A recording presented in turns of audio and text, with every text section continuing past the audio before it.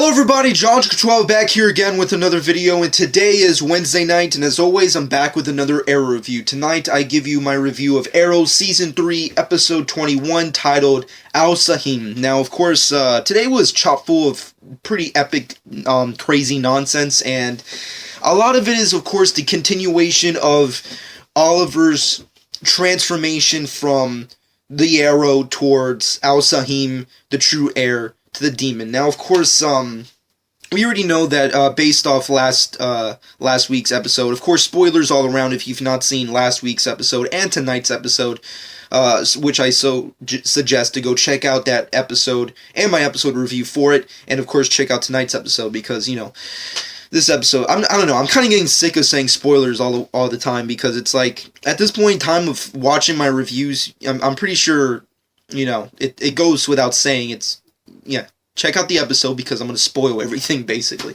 But for those of you who have not watched any of my prior reviews of The Flash or Arrow, there's going to be some spoiling. Nonetheless, let's get right down into what happened.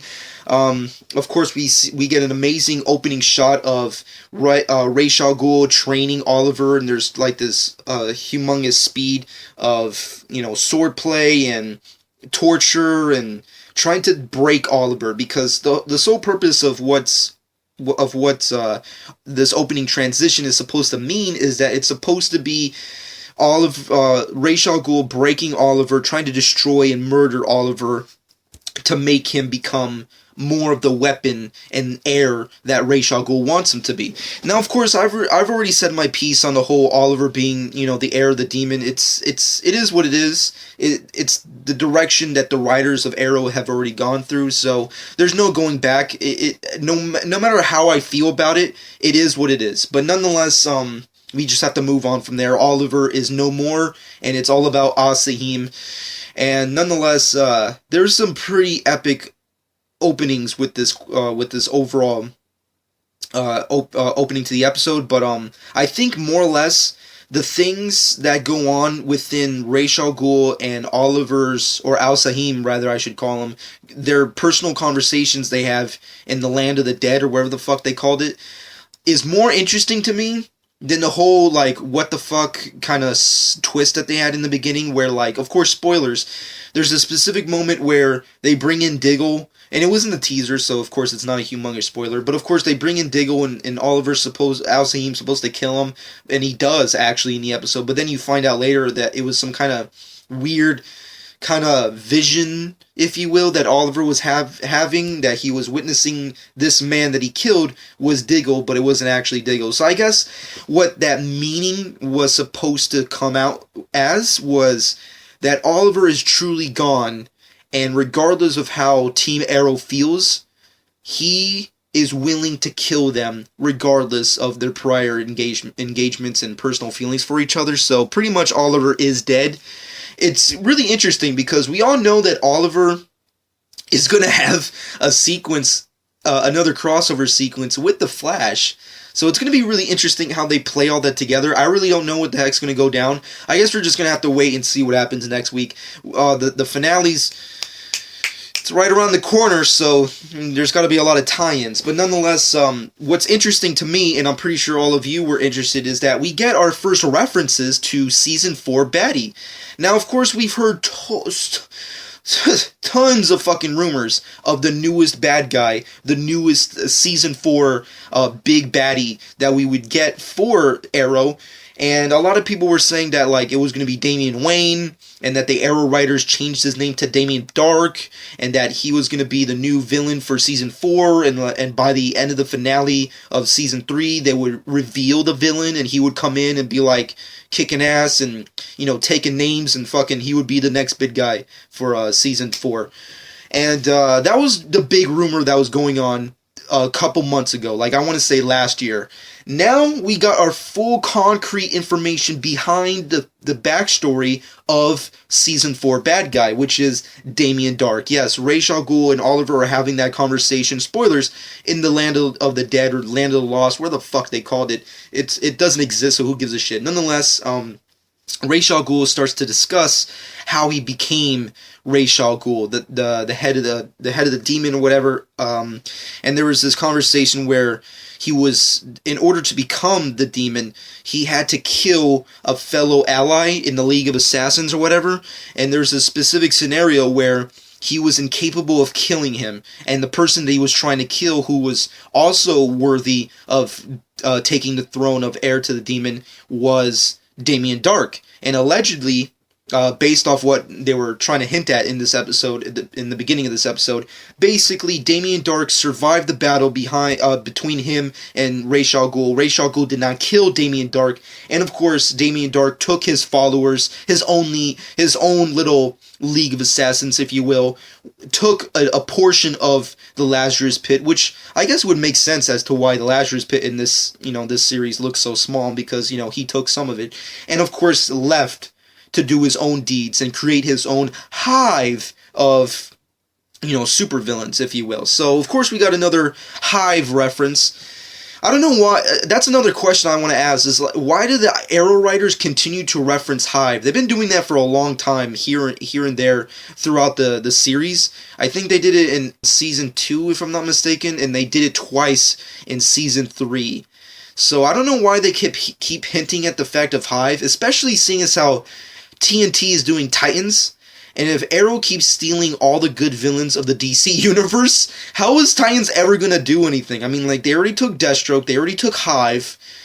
What else can they do? Fucking Dr. Light? What the fuck are they going to do? I don't know. That's a video topic for another day.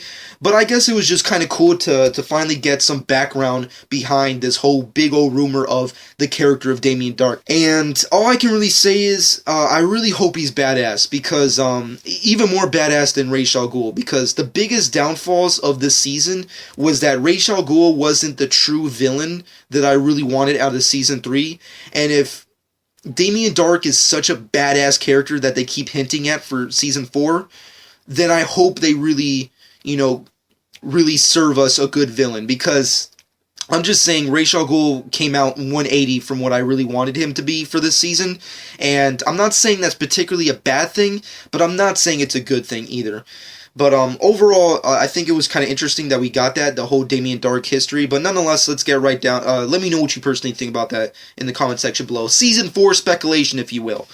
Anyways, moving off of that, of course, Ra's al Ghul opens the fact that Nyssa al Ghul must be taken courtesy of the League of Assassins, now that the whole hierarchy has been changed, that Oliver has taken his rightful place as the new heir of the demon. They must take down Nyssa al Ghul and bring her back to Nanda Parbat for her to seek justice for obviously what's been changed in the hierarchy of the League of Assassins. And of course, back in Starling City, we have Team Arrow dealing with their own personal issues. Diggle is still trying to do his crime-fighting thing without Oliver. Felicity and Thea are pretty much broken chicks who have no real, life in them anymore with Oliver gone. And so on and so forth. And Laurel is having her own personal relationship with Nyssa, which I didn't really like in this episode. Now, don't get me wrong, I do realize the fact that Nyssa al Ghul is a lesbian character in this CW universe, which does not bother me at all. And Laurel, she's kind of gone through the ringer in this fucking season, no pun intended, but I don't know, I just was not digging their relationship. I know they were hinting at the fact that they've become besties, but their whole fucking sequences throughout this episode was really, it was spoon-fed. It felt really, really spoon-fed. It felt like they really wanted to sell some more CW cheese, and at the same time, they also wanted to sell the fact that, oh, here's Nyssa al Ghul in real life, and here's her being a real chick with Laurel. It's like, I don't need to see that. The Al Ghul family have always been one way to me. And seeing them in a different light, like they kind of hinted at and throughout this episode, where like at the end of the episode, Nyssa al Ghul, like when they had their final moments with her and Laurel, she actually admits out loud, spoilers, that over the time she's spent in Starling City with Laurel, it's really shown her life outside of League of Assassins and how good a life could be being a normal person And I thought that was just really awkward and weird because it's like, regardless of how she may feel with her new relationship with Laurel outside of League of Assassins, there's no denying that the Al Ghul family have always been so loyal to Ra's al Ghul. You know, whether it be Raish's daughters, his sons, it doesn't matter. They've always been very, very loyal. You know, regardless of how they feel about Batman or whoever the fuck they choose for them to feel for in this fucking universe. And the way they changed it, I just wasn't digging it. You know, no pun intended. I wasn't digging it. It was not something that I can diggle with it, if you will.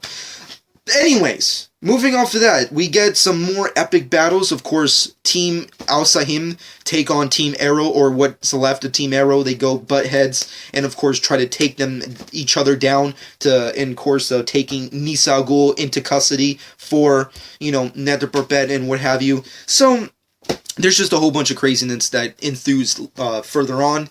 And of course, at the end of the day, Ra's al Ghul does come back to Nether Perpet, and Team Arrow does realize that Oliver is dead, and that only Sah-Him is alive. Oliver is nothing more than just a memory. Which is really sad. I thought that was really sad. I really don't dig the sad moments of Arrow, because it always feels spoon-fed and like very forced.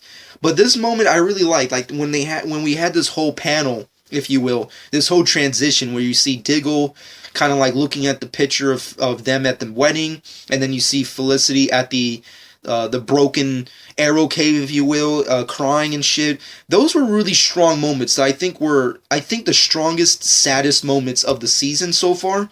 And of course, we also got some Thea archery action there for a second, which was pretty cool. I mean, I know a lot of people, I mean, myself included, don't really care for Thea. I mean, for me personally, I felt that Roy should have died instead of Thea. But then Thea, I don't know, the Lazarus Pit fucked up, because she's not crazy, she's still normal, she's sad. And now she's an archer, a part of Team Arrow. On the other hand, you have Roy, who's already part of Team Arrow, but now he's gone, doing God knows what. So I don't really know. The Thea thing is a weird plot line that I don't know where it's going, and I don't know if they really fleshed it out perfectly. It's really hard for me to even explain it to how I personally feel about it, but all I can really say is I don't really care for Thea as a character, but I do have to admit I really was cool with the fact that she actually was doing some archery things. It was pretty badass. So take it as you wish. What kind of version of a superhero character that Thea is going to inevitably become, let me know in the comment section below. But of course, we come to the finale of this episode. Eventually, we get to the end where Ra's al Ghul does come back to Nether Perpet with Sah-Him, and Ra's al Ghul decides to tell Sah-Him to kill Ra's al Ghul. But then, right before he does it, he stops him and tells him that, of course, big spoilers, that you've really proven yourself to be my heir, but I can't just kill my only daughter, or, one of his daughters, because, whatever. There is a Talia out there, we just haven't seen her yet. Anyways, with that being said, of course, it comes to the moment for some more stealing, some more taking from the Batman mythos, which, once again, I've already said my piece on. Basically, Ra's al Ghul decides that Sah-Him will marry Ra's al Ghul, and they will become a new, unholy union, if you will. So, of course, that's pretty much where this plot device is going to go from here. Of course, they stole from the Batman mythos again, but instead of this point in time, each character doesn't really want to be with each other. I feel that's the ironic, funny part of the Arrow Riders stealing from Batman, because, spoilers, I did answer this in one of my comments. I think it was in my prior Arrow review that Tales of the Demon is basically the plot of Season 3 of Arrow, and the specific comic book where Ra's al Ghul does the exact thing that he does here, where he makes, Oliver the heir, and of course, makes Nyssa marry, Oliver, is basically Daughter of the Demon, which is a Batman comic book where the same thing kind of happens, where, of course, Batman is given the choice to possibly become the new Ra's al Ghul, and of course the choice to marry his daughter Talia al Ghul. They switched it, and of course in this case, none of them want to be with each other. Nisa Al Ghul is obviously a different type of sex kind of thing. She's not really into Oliver in general. I mean, like, she actually stated it in her own fucking response, where she's clearly states, spoilers, that she would rather die than marry Oliver, which I thought was funny. So, of course, things have been switched. Instead of how they did in the Batman mythos, where Batman and Talia were obviously in love, in this case, Oliver and Nyssa have no feelings for each other and have no interest in marrying. So it's going to be very interesting how things go. Based off the teasers, more than likely they will be getting married. I just don't know how it's going to be ending up or how their relationship's going to go from here. But anyways, it was pretty interesting. Anyways, moving off from that, all I can really say is the Arrow writers do it again. They did it again. They pulled out of Britney Spears once again, and they stole from the Batman mythos.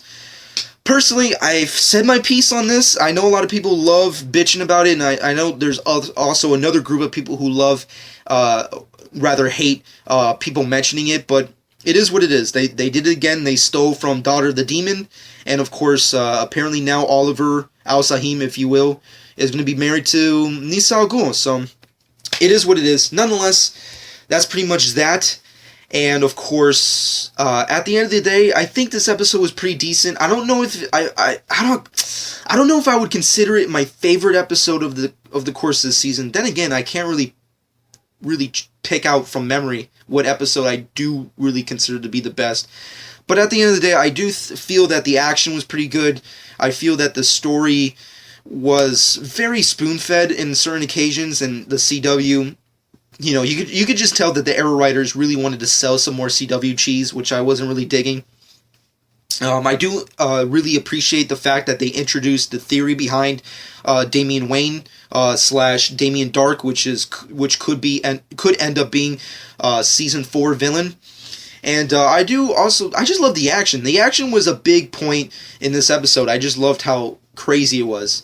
But at the end of the day, there were things I didn't like. I don't like that they keep stealing from Batman, but it is what it is. Oliver and Nyssa are going to get married, so that's where where things are going from there. Thea, I don't know where the heck she's going with all this. Merlin, whatever. I don't know what the fuck he's going on in his head. And I don't know, it's just really hard for me to pinpoint where the season's going to head, because there's only 2 episodes left until the finale, so I don't really know where the story's going to go. Either A, based off the teasers, there's going to be a war. Obviously, Team Arrow is going to versus against League of Assassins, so there's that. And then, of course, you have the whole factor in Al-Sah-Him possibly becoming Oliver again. And then you have to factor in the fact that there's this Damian Dark guy out in the midst of this Arrow universe, the Arrowverse, if you will. And what's he's going to do? Is he going to come in and come for the throne and try and take down Oliver and kill him? Or is he going to try and kill Nyssa and fucking Ra's al Ghul? Who the fuck knows? I really have no clue.